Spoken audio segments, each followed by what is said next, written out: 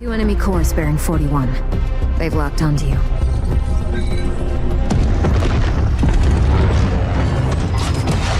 Let's make some money.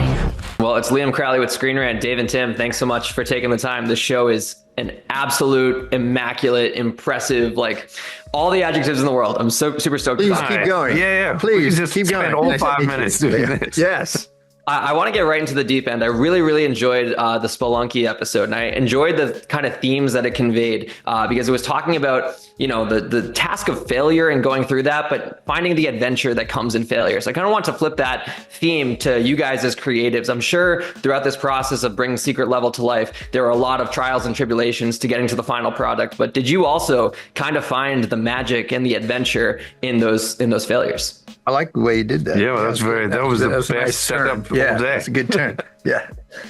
I feel like we've talked a lot about in the CG industry. You know, you have these projects that are epic burns or they're really hard ones. And anytime I hear the artist talking about that, like, oh, I had to work overnight or I had to work weekends or something. When I think back on my time in the trenches, nothing that was easy is anything I remember. I only remember the really hard ones, the ones that were an effort, the one that you had to fight to make. My fondest was we did this Warhammer Dawn of War cinematic, and typically 20 years ago. They would take 3 or 4 or 5 months, and we did it in 3 or 4 weeks. I'm like, Tim turned it down, and I made him get back on the phone and tell them we would do it. But yes, I agree. Like Dave had all the little figures on top of his computer. I still do. Yes. But I would agree. Like it's like there are many failures along the way to success. Like there's that. I think it's like some Jordan commercial. It's like I've like failed over and over and over again, and that is why I succeed. Like it's just like it's not easy. Like but we're very lucky to have That's it. Yeah, I was going to say, but on the other hand, we're the luckiest nerds in the universe because we get a chance to make this, and it's really great to be in a position where you can do these types of projects where you suggest it, you put it out in the ether, and someone actually gives you money to do it. Crazy. From my previous experience. I love that. That's how, you hope you succeed enough so that someone will take another risk with you. And I remember, like, I think it was, and I'm going to fuck this up, I think, Tim, but like on the success of Deadpool, like Tim and David Fincher had been trying to get what you know is Love, Death and Robots going for ages. Which was heavy metal. Yeah. And on the success of Deadpool, Fincher was like, all right, let's take Love, Death and Robots out now.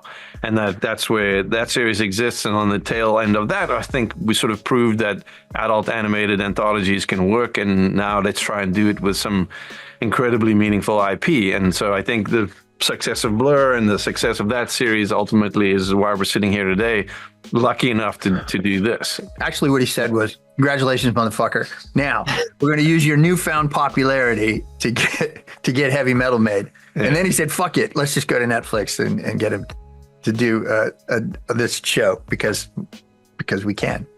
I love which is it. Great. Well, Dave, I'm really glad you brought up Deadpool because when I was watching this show, I was like, where have I seen this kind of directorial style from specifically Tim Miller before? And I think of the Deadpool test footage because it feels like an episode of Secret Level when you go back and look at it in that context. The animation, the story kind of out of context, jumping right into an adventure. Do you feel like that Deadpool test footage was almost like a spiritual pilot to what Secret Level would become?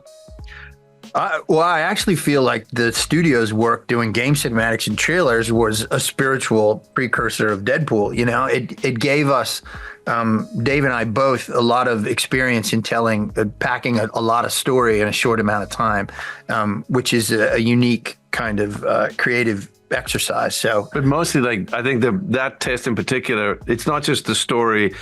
It's can you encapsulate the tone in 5 minutes? Can you sort of spiritually get the audience to understand what these characters and that world feels like? I think that's what that test did. But that test was created all by Blur. Like the same artists that make all the game trailers and cinematics that Blur's made over the last 30 years are the same artists who made that that trailer. We didn't and spent way more money than we were actually given. Yes. Yeah, you guys nailed the tone completely in the show, especially with the Warhammer episode. And, we have so many bigger plans for Warhammer under that Amazon MGM umbrella down the line. I'm curious, did Cavill himself have any input on the Warhammer episode? Dave directed that, by the way. No, he didn't. We have in multiple times sort of wanted to bring Henry as a blanket invitation for coffee into come by into the fold. But the Secret Level started, I think, before any of the larger universe plans had sort of been announced. Like when I came onto the show over 3 years ago, like Warhammer was already on board on Secret Level. I think my hope is like with a universe as vast as Warhammer is, the sort of like what we would love to do and what Henry wants to do sort of all coexist. There are certain IPs that are like that I'm interested in a live action standpoint, and there are others in animation, but for whatever reason, like since that Dawn of War trailer 20 years ago and this episode now, like I've always loved representing sort of Warhammer in the visual style that it exists in Secret Level. That's not to say it can't exist elsewhere. It's the same way Spider-Man exists in the Spider-Verse and in the films with the live action films. I think if anything, it's proven the point that like audiences will sort of consume all of that. Like oddly enough, when we did the Dawn of War cinematic 20 years ago, we became friends with the Games Workshop guys, and they said, "Hey, maybe we should make a movie of this? Do you want to take us?" So we took them around to some other studios, and I got to hear them pitch the company and their franchise, and it was really interesting. Even though I worked in the game industry, to realize just how big a business the games are, and so they're making replica toys and publishing books and making video games, and them doing a movie is just like not the big thing that Hollywood thinks it is. It's like, now Hollywood's coming to call, let's go. But in fact, they have this whole universe and millions of fans, and they make quite a good living off of all their other things that we were then just riding the tails of. With all those things, I think, the franchise is as storied as Warhammer. Like all we're doing is borrowing it with the hope that we leave it in a better state than we found it, right? It belongs to like the creatives and the craftsmen in Nottingham who have kept that franchise along and thriving for 40 years. We just borrow it for like a small moment of time, and man, it is intimidating. Like it is a big franchise, and like the only thing I want like less than no Warhammer content is being the asshole that fucks it up, right? So like, I think you're safe, Dave. I think you're safe. I think you're safe based on this show. They are giving me the rap, you guys. But before we get out of here, I know some properties were left on the cutting room floor. When season 2 comes around, because I know this thing's going to get the green light for more. What's the one that you want to make sure makes the cut? I just believe, Tim. I just believe. There's so many.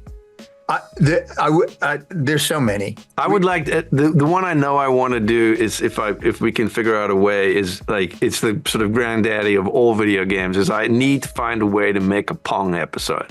I don't know what it will be, but like it could be equally disturbing as Pac-Man. I'm just holding out hope for a Fortnite episode. Maybe we can get that down the line. The lore is expansive. Yes. That's like the Moby Dick of video games. We love those guys. We worked a lot with them. Did you see the Unreal tournament episode? I haven't got to that one yet. No, not yet. Oh man, it's awesome. Okay, yeah, I'll put that next on my queue. Blur did that one, and it's all Final Pixel out of the engine. Amazing. It's our first big one. This whole show is absolutely such an achievement, guys. Thank you so much for your time. I really appreciate your generosity. Take care. Cheers. It's amusing when you try to guess what I am. You're a few grams of unstable isotope stuck in my brainstem. The real question is why you're such an asshole.